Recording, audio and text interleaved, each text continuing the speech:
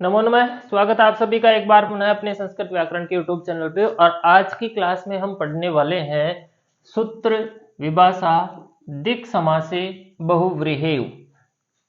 सूत्र जो है बहुत ही महत्वपूर्ण है परीक्षा की दृष्टि से, क्योंकि इसको पूरा करने के लिए परीक्षा में हमारे आ सकता है कि यहाँ पे विभाषा लिख करके यहाँ पे बहुव्रीहि लिख के बीच में पूछ सकता है कि इसको पूरा लिखें। तो सूत्र को हमें अच्छी तरह से याद रखना है। सूत्र है हमारा विभाषा दिक् समासे बहुव्रीहौ। तो इसको हम अच्छे से सीखेंगे, समझेंगे क्या है इसके अंदर। सबसे पहले हम इसके शब्दों की अगर बात करें तो यहाँ पे पहले लिखा हुआ है विभाषा, फिर दूसरे नंबर पे यहाँ पे लिखा हुआ है दिक् समासे, और अंत में इसमें लिखा हुआ है बहुव्रीहौ। इस तरह से इस सूत्र के अंदर तीन शब्द हैं, एक विभाषा, दिक् समासे और बहुव्रीहौ। देखो, विभाषा को जब हम अर्थ करते हैं तो विभाषा का अर्थ होता है विकल्प। जो अर्थ वा का होता है वो ही विभाषा का होता है। तो इसलिए इसका मतलब हो गया कि विभाषा का मतलब विकल्प से होगी। मतलब ये सूत्र जो भी काम करेगा वो विकल्प से करेगा, एक बार करेगा एक बार नहीं करेगा। दूसरे शब्द की ओर चलते हैं तो यहाँ पे लिखा हुआ है दिक् समासे। इसके अंदर दो शब्द हैं, एक है दिक्, एक है समासे। दिक् का मतलब होता है दिशा और समास यानी समास। तो यानी कि हो गया दिशा समास। इस तरह से ऐसे शब्द जो दिशावाची होते हैं जैसे उत्तर, पूर्व, दक्षिण, है ना, पश्चिम, तो वो शब्द अगर समास के अंदर आते हो तो उसको हम कहते हैं दिक् समास, है ना, दिशावाची शब्दों का समास। और उसके अंदर ये एक समास है बहुव्रीहौ।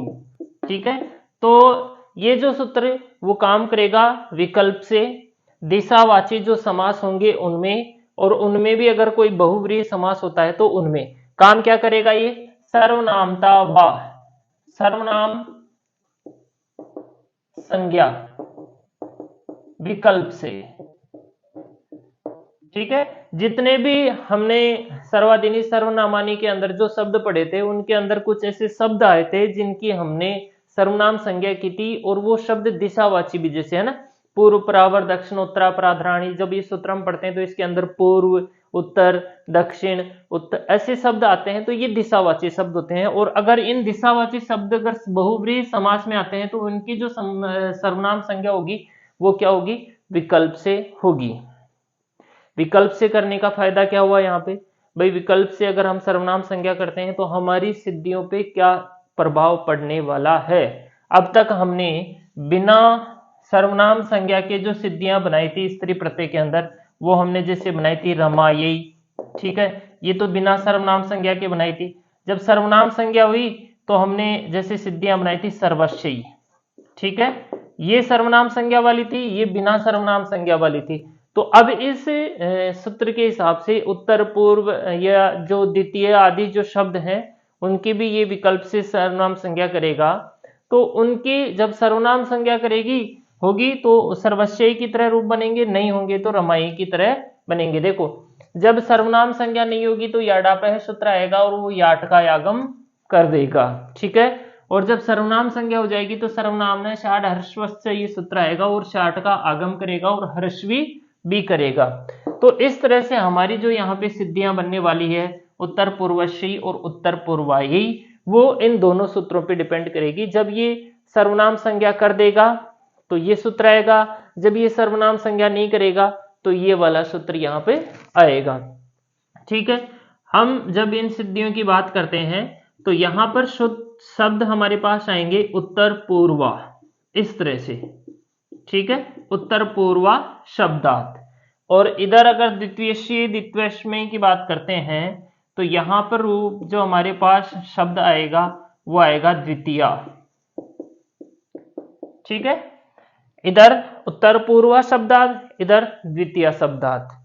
अब क्या होगा, ये है चतुर्थी के एक वचन में, तो न्या प्रातिपदिकात के सूत्र की सहायता से सोवजस मोट और यहाँ पे आ जाएंगे।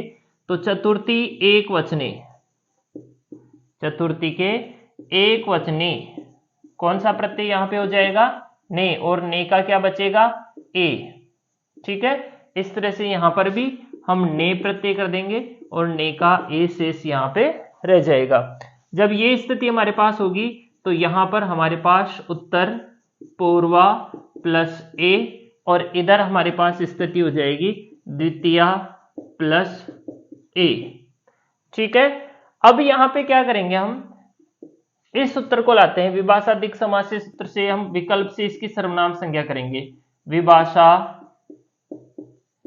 दिक् समासे बहुव्रीहौ, इस तरह से ये सूत्र यहाँ पे आएगा।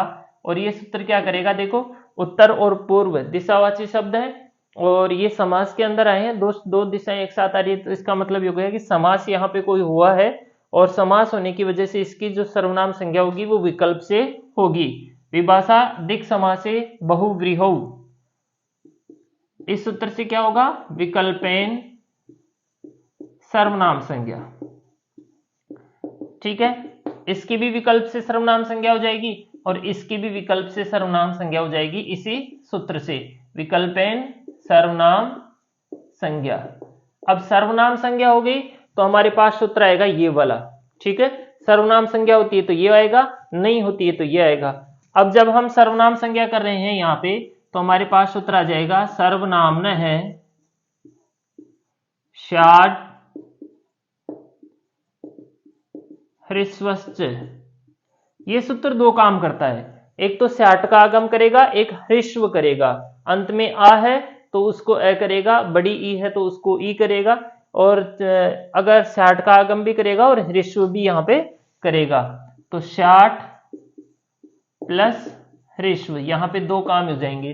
स्यात् का स्या शेष रहेगा और पूर्वा का पूर्व हो जाएगा, तो हमारे पास स्थिति बचेगी पूर्वा जो था ना उसको पूर्व मतलब ह्रस्व हो गया, और यहाँ पे स्यात् का आगम हुआ तो स्या बच गया, और यहाँ पे स्थिति ये हो गई उत्तर पूर्वस्या ए। इधर जब हम बात करते हैं तो यहाँ पे भी सूत्र स्यात् का आगम करेगा प्लस यहाँ पे भी ह्रस्व करेगा, तो यहाँ पर द्वितीय जो था उसकी जगह बन जाएगा द्वितीय स्यात् का स्या प्लस ए। इस तरह से स्थिति बन जाएगी हमारे पास। अब यहाँ पे हम सूत्र लाएंगे वृद्धि रेची। वृद्धि रेची सूत्र से हम जो आ प्लस ए है इसको वृद्धि यहाँ पर आई कर देंगे। ठीक है, यहाँ पर भी वृद्धि हो जाएगी दोनों सूत्र में, दोनों से ही। और यहाँ पे जैसे ही वृद्धि होगी तो यहाँ पर बन जाएगा हमारा शब्द रूप उत्तर पूर्वस्यई, और इधर बन जाएगा द्वितीयस्यई। इस तरह से हमारी दोनों तरफ ये सिद्धियां बन जाएगी। अब देखो अगर सर्वनाम संज्ञा नहीं होती है तो क्या होगा, सर्वनाम संज्ञा के अभाव में क्या होगा, याट का आगम होगा। यहां पे हम लिखेंगे सर्वनाम संज्ञा अभावी, सूत्र कौन सा आ जाएगा, याडाप है। इस सूत्र से क्या होगा, याट का आगम। यहां पे ह्रस्व वगैरह कुछ नहीं होगा, केवल याट का आगम करेगा और याट में से या शेष रहेगा। तो यहां पे स्थिति अपनी बन जाएगी द्वितीया प्लस या प्लस ए। ठीक है, वो वाली ये ए आ जाएगा। इधर हमारी स्थिति बन जाएगी उत्तर पूर्वा प्लस या प्लस ए। ठीक है, और यहां पर भी हम वृद्धि कर देंगे, वृद्धि रेची सूत्र से वृद्धि हो जाएगी, इधर भी वृद्धि हो जाएगी दोनों जगह। जैसे ही वृद्धि होगी हमारे पास इधर बन जाएगा उत्तर पूर्वायई और इधर बन जाएगा द्वितीयायई। इस तरह से हमारी दोनों सिद्धियां यहाँ पे बन जाएगी। ये चीज हमें ध्यान रखनी है। अगर सर्वनाम संज्ञा होगी तो यहाँ पे सूत्र आ जाएगा सर्वनाम से आदेश से फिर वृद्धि हो जाएगी। सर्वनाम संज्ञा नहीं होगी तो यहाँ पे सूत्र आ जाएगा याडाप है और फिर यहाँ पर भी वृद्धि हो जाएगी। तो ये थी अपनी दोनों सिद्धियां, बहुत ही शानदार। और आपको अच्छा लगा शेयर करें, कमेंट करें। थैंक्स, धन्यवाद।